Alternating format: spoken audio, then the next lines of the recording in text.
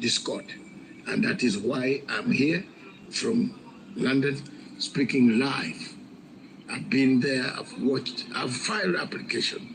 And by the way, I want to take this opportunity to thank Kenya, the Kenyan government, for signing the Malabo Protocol. I want to encourage His Excellency President William Ruto to go ahead and sign and deposit this equipment to the court. Kenya has been pivotal to the process of protection of African Pan-Africanism, and therefore that is a good sign towards, and I think at least I'm heard in Africa. Ladies and gentlemen, thank you very much for watching me. It has been a while since I talked to you over several matters. I've been in court up and down since last week when I started the journey. The news of Buhari death put me in motion to travel to the capital city in Europe, some of the capital cities where courts are, where we had placed a caveat on Buhari's appearance and on Buhari's responsibility as far as the crimes that were committed in Nigeria, rendition of 10 Naira people, and other crimes of human rights. Ladies and gentlemen, I have been, and I still maintain, that crime is crime. Buhari has died. Buhari is gone. But the responsibility on the crimes that were committed, in law, they become mute. It becomes mute, but the reparations, the orders that were made by international agencies affect the estate and affect other things that Buhari was taking part in. Those that will remain on the charge sheet. Therefore, if we can't get what we want out of these courts, out of the money that the courts, the OCHA, the United Nations Court, suggested that they should be paid. Remember, Buhari in 2018 abducted, connived, prepared, arranged, supplied with logistics 10 professors and lawmakers and lawyers who had got refugee from United Nations Refugee Organization, High Commissioner for Refugees, accorded the full status of refugees in Nigeria, abducted them at night, blindfolded them, tortured them, beat them up, and threw them in a cargo plane all the way into Cameroon, Yaoundé. And I've been doing this, not because I want to do it, but because I want to get the right procedure on how Africa must move. I have been to several courts in Africa. I've challenged the ICC. I've gone to the International Criminal Court, filed in appeal chamber, filed several applications. But because France mans the International Criminal Court, it has refused to come to this matter to come to the floor of the United Nations Security Council. But that is the subject why I was here. Now, one of the things that has caught my mind and what I want to state here categorically, and which I want to make sure that I make it very clear to the public and the international community is one. That is the ICC. For more than 25 years or 20 years or so, from 2002, I started opposing International Criminal Court when I discovered that the late Kofi Annan and Luis Moreno Campo, the first prosecutor, wanted to use this court as a cash cow. And I want to make it very, very, very clear to the people of the world that ICC is one of the most bogus, obnoxious institutions. It's guided by selective amnesia of who should be taken to this court.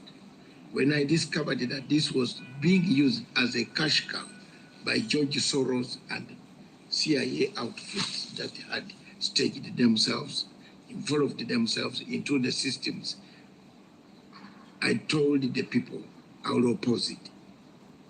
Today, I stand and I still maintain, I oppose the existence of International Criminal Court, especially to my African brothers and the 55 countries, those member states, 34 of them, which are 33 right now, because Burundi listened to my advice and they withdrew from the International Criminal Court. I have told African leaders and Africans and African governments to withdraw from the International Criminal Court and come back to the continent of Africa, put their own continent, their own court. We have an African Court of People and Human Rights in Arusha, 11 judges seated doing nothing. Surely, if we are looking for African unity, why haven't we signed the Malabo Protocol, gone ahead, ratified, delivered the documents to the court? I have been asking and I've been talking from time and time again, asking the African Union, Muhammad Faki, why have people not come out of 55 countries? Only 12 to 15 countries have surrendered their documents or deposited their declarations to the court. And I want to thank Burkina Faso, Ghana, and other countries that have, and Malawi in Southern Africa states who have deposited these documents for scrutiny. I want to thank the President of Burkina Faso for doing this. And that is why Africa must act, not be reactive, but proactive. I told Africa, and I still continue to tell leaders of Africa, and I want to take this opportunity to tell you that Article 127 of the Roma Statute allows us to withdraw. We must withdraw, give notes, and get out. If you wait now, in 2 years, you will call me again here when you have more problems than you have now today. Withdraw from this court. This is not a court of justice. This is not the altar of international justice. It's the altar of international criminality, where people, criminals, sit down and decide who should be taken out of Africa and who should be left because of the criminality. The nature of criminality that is in ICC is worse than the nature of criminals that go to hell, because we don't know what ICC exactly is up to. Look at the cases of Philippines. It goes to Philippines because of Marcos. Marcos is liked by Americans. The Americans tell Philippines to take to court. The former president who removed drugs around the Philippines triangle was taken out, is now in the court, whisked, apprehended, captured, taken, like somebody who did not contribute to the international community. Drugs were killing people in Southeast. In Philippines was a gateway for drug, cocaine, and all cannabis, all these type of bad drugs that kill the world were going through Philippines. He did his best. He might have done it wrongly, but now you see selective type of justice. Americans tell Marcos to arrest his former boss, take him to ICC. Come to every place in Africa. You have seen. In Kenya, you saw what they did. Take 3, live free.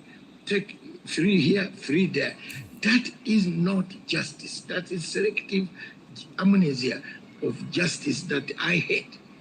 Africa needs justice that brings harmony, that gives people the ability to heal. We don't have the ability to waste time. We don't have the time to waste on questions of conflicts. Retribution in Africa was not ours. So Article 127 gives you the powers of today of African states that are still lingering in this criminal court. This is a court of criminality, not a court of justice. Show me one justice that has been delivered. It is everything has been everybody. And I'm shocked that some people and some lawyers on the continent of Africa who have even gone and got schooled in the international law run to this court, encourage people to run to this court. I, Dr. David, I will not accept, and I will challenge anyone who wants to bring any African leader, anybody from Africa to this court. I will challenge you. And I put on notes anyone trying to bring people this side, because I've discovered this is a total sham of a court that should not be allowed to exist on earth. Is a court, as Israel put it, is a terrible court. And I think I have made success in some of the applications that you find that Netanyahu today, the warrant, after me complaining and writing to the place, I said this warrant was issued wrongly. They dropped the warrant. This is a court that we don't need at all. It has segregated justice. Look at the people. Buhari died when he had killed so many people. Nobody had indicted Buhari at all. There are so many leaders in Africa who have done quite a lot of things. People have not been indicted. They have been left scot-free. They choose whom to take. They choose how they take. Paul Biya is killing people. He's slaughtering people. And nobody has taken this seriously. When you go to the chief prosecutor, you tell him, take Mr. Paul Biya. He says, oh, the French want to take me. The French are the people against Karim Khan. They are the people trying to fix Karim Khan in this court. And please share this live. I want to be very honest that Africa today walk out of this court. And I'm going to launch this campaign. I want to tell those few malcontents around the African continent who keep on writing that they are writing to the ICC to go and catch others. No, let's have our own internal mechanisms on the continent of Africa. We have 11 judges, 11 good judges seated in Arusha, earning allowances from morning to evening, drinking tea, relaxing, getting allowances, car allowances, fuel wasted. They don't have cases. They don't have clients. And yet AU has said the Malabo Protocol must be observed, signed, endorsed, and delivered. African heads of state are entitled. Why do you want to harass African head of state when Tony Blair has not gone to jail, when George Bush has not gone to jail, when Trump has not gone to jail? They are type of instructions, the commanders-in-chief who give instructions to destroy other countries. Syria was peaceful. Look at it now today.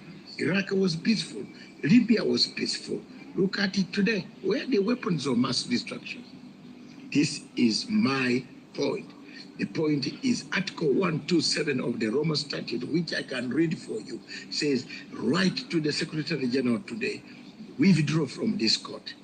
This court is useless, is nothing, is an empty shell of criminality, of corruption, which is embedded within the systems, even by the funders like George Soros Open Society Foundation and other agencies that want people to be penalized. If you disagree with America, America uses the court to come for you, but America itself cannot allow an American citizen to be tried in this court. Is this the court of equality?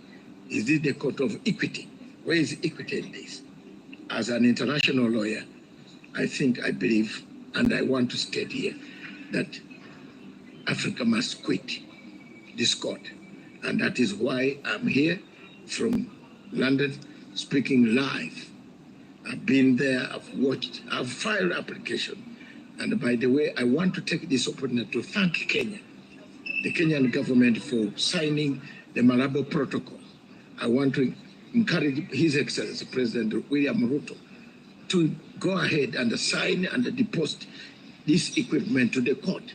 Kenya has been pivotal to the process of protection of African Pan-Africanism, and therefore that is a good sign towards, and I think at least I'm heard in Africa that other countries follow, sign the Malabo Protocol, deposit the documents. Thank you very much, Your Excellencies across the continent of Africa. Hear me, in 2 years' time, Trump will use this court to take all of you, because there is almost everything that shows. Hear me, you people on the continent of Africa. Get out of this court. Get out, make your own court, make a stand, make Africa, make AU work.